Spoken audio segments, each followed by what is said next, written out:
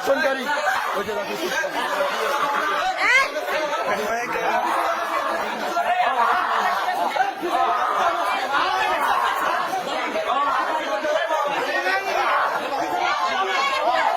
দর্শক এই মুহূর্তে সামনে দেখছেন ধর্ষকের শাস্তি শুরু হয়েছে পাবলিকের হাতে। আপনারা যে যেখান থেকে দেখছেন ভিডিওটাকে বেশি বেশি করে শেয়ার করবেন। দর্শকের শাস্তি শুরু হয়েছে পাবলিকের হাতে। ভিডিওটা শেষ পর্যন্ত আপনারা দেখুন, দেখলেই বুঝতে পারবেন যে ঘটনাটা কি।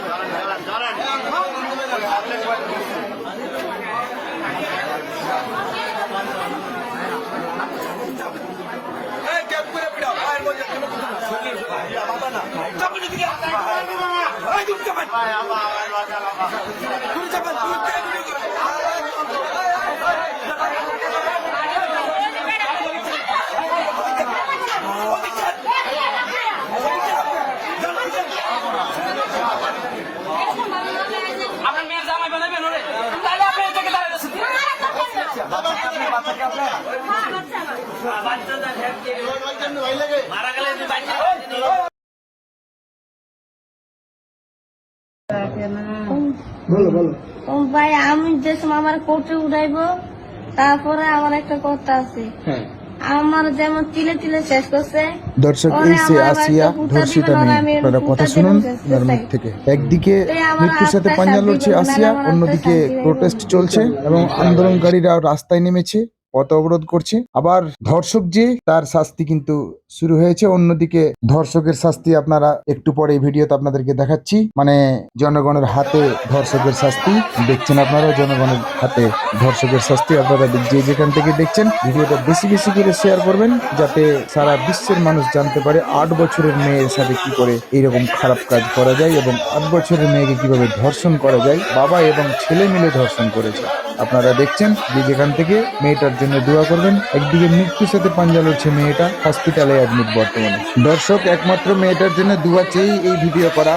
আপনারা যে যেখান থেকে দেখছেন সারা বিশ্বের মানুষ যারা বাংলা বোঝেন এবং সজাগ দৃষ্টিতে যারা দেখছেন এবং সজাগ সম্পন্ন মানুষ যারা, তারা প্রত্যেকেই দোয়া করবেন মেয়েটার জন্য। মেয়েটার নাম কিন্তু আসিয়া। সেই 8 বছরের মেয়ে ধর্ষিতা হয়েছে বাবা এবং ছেলের হাতে। আপনারা যে যেখান থেকে দেখছেন সবাই দোয়া করবেন হাত তুলে। এই রমজান মাসে দোয়া করবেন হাত তুলে। হ্যাঁ, এবং একদিকে দেখছেন আপনারা আরেকজন ধর্ষকের শাস্তি গ্রামবাসীরা মিলেই কিন্তু দিচ্ছেন। আপনারা যে যেখান থেকে দেখছেন সবাই কিন্তু দোয়া করবেন হাত তুলে, নাহলে 1 মিনিটের জন্য সারা বিশ্বের মানুষ আপনারা দোয়া করবেন এই আশা রাখছি আপনাদের কাছ থেকে। যারা ইসলাম দরদি এবং ইমানদার মুমিন যারা, তারা সবাই এই ছোট্ট আসিয়ার জন্য দোয়া করবেন, এই আশাটা রাখছি আপনাদের কাছে। এই ধর্ষকের শাস্তি যেটা সামনে আপনারা দেখছেন, এটা তো খুব কমই হচ্ছে। মানে দ্বীপ চড়া হাতে বা চরঙ্গির উপরে এদেরকে সরাসরি গুলি করে দেওয়া এবং ফাঁসি দিয়ে দেওয়া একান্ত দরকার। আপনারা যে যেখান থেকে দেখছেন আশা করি সবাই অবগত আছেন।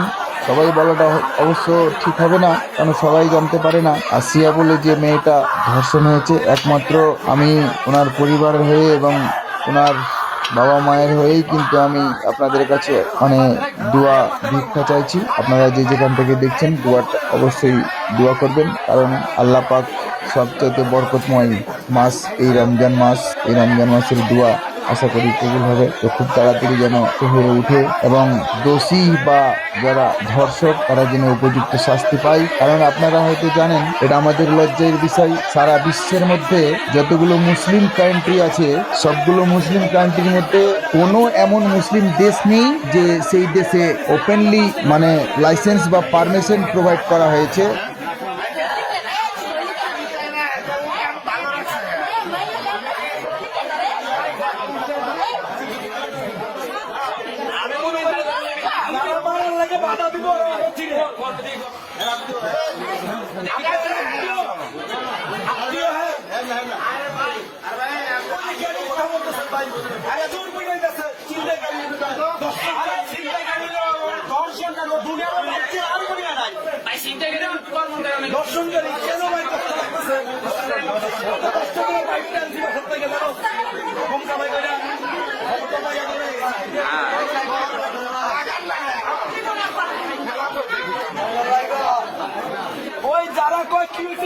পতিতালয়ের জন্য এরকম কিন্তু সারা বিশ্বের মধ্যে যতগুলো মানে হিন্দু রাষ্ট্র আছে সেগুলোতে তো হতেই পারে, তারা তো বিধর্মী, তাদের তো কোনো ইমান নাই, তাদের ধর্ম তো সম্পূর্ণ কাল্পনিক। হ্যাঁ, সেটা হতে পারে, তারা যেটা ইচ্ছা করবে সেটাই। লকডাউনে আমাদের ভারতবর্ষের মানুষ, প্রত্যেকটা মানুষকে লকডাউন এবং আল্লাহ তাআলার মানে গায়েবী হুকুম বা গায়েবী একটা সিস্টেমে আল্লাহ তাআলা প্রত্যেককে শিখাচ্ছে যে পর্দা কি করে করতে হয়। কারণ এই যে লকডাউন, এই যে মহামারী,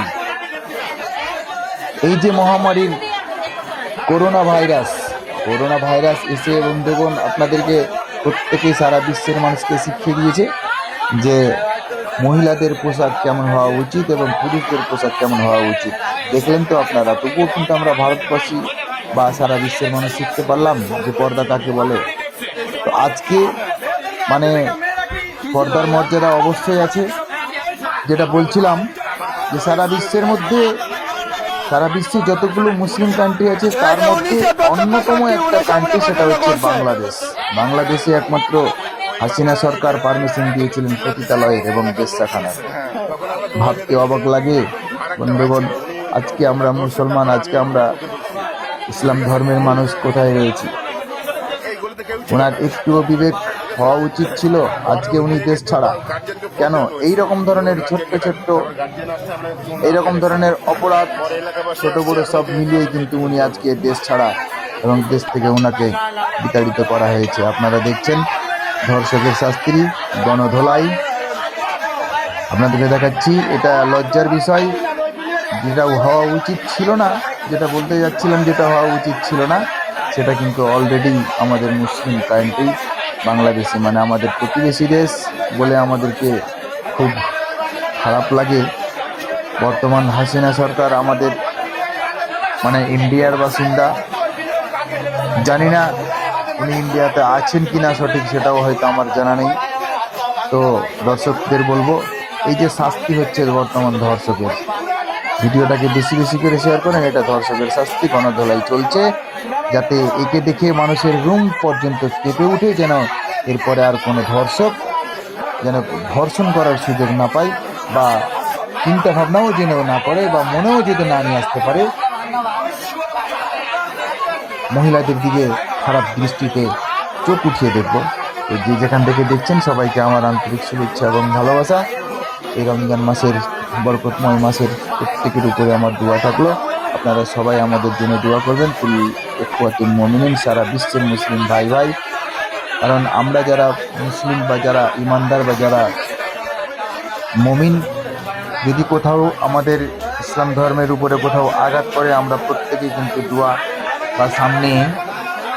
তো যেটা বলছিলাম, সারা বিশ্বে ছড়িয়ে দেন। মারটা দেখুন, কি স্টাইলে মার চলছে, দেখছেন তো, যাতে এর লোম পর্যন্ত প্রত্যেকটা কেঁপে উঠে, যেন এর পরে কোনো মহিলার দিকে যেন খারাপ দৃষ্টিতেও যেন দেখতে না পারে, সেরকম ব্যবস্থা এর হওয়াটা উচিত। যাই হোক, আপনারা দেখছেন শেষ পর্যন্ত কি হবে এর দশা, সেটা হয়তো আমার জানা নেই।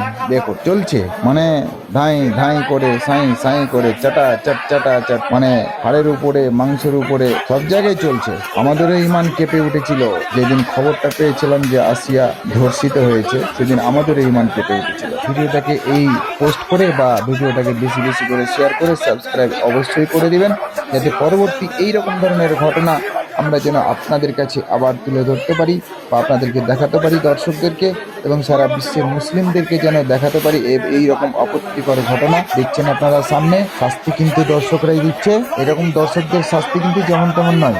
শেষ পর্যন্ত কি হবে জানি না। এখন বর্তমানে যেটা দেখছি, দফায় দফায় কিন্তু ওর উপরে মার চলছে। কিভাবে, কোন চোখ দিয়ে দেখেছিলি, কোন হাত দিয়ে মানে তাকে টর্চার করেছিলি বা তাকে ছুঁয়েছিলি, মানে এইরকম কিছু জিজ্ঞাসাবাদ করছে, আর কিন্তু মারপিট চলছে। আপনারা দেখছেন যে যেখান থেকে, সবাইকে আমার আন্তরিক শুভেচ্ছা এবং ভালোবাসা। আমি আপনাদের কাছে এই আশাটাই করব, আপনারা বেশি বেশি করে শেয়ার করবেন, যাতে এইরকম ধর্ষক যেন রুহু পর্যন্ত কাঁপে, মানে এইরকম ধরনের অন্যায় করতে। সবাইকে আমার আন্তরিক শুভেচ্ছা জানিয়ে এবং সবাইকে আরো ভালো থাকার এবং সুস্থ থাকার কামনা করে আমি আজকের মতো এইখান থেকেই বিদায় নিচ্ছি। আপনারা সবাই ভালো থাকবেন। পরবর্তী ভিডিওতে আবার আপনাদের সাথে দেখা হবে। আপাতত আপনারা ভালো থাকেন। আসসালামু আলাইকুম ওয়া রাহমাতুল্লাহি ওয়া বারাকাতুহু।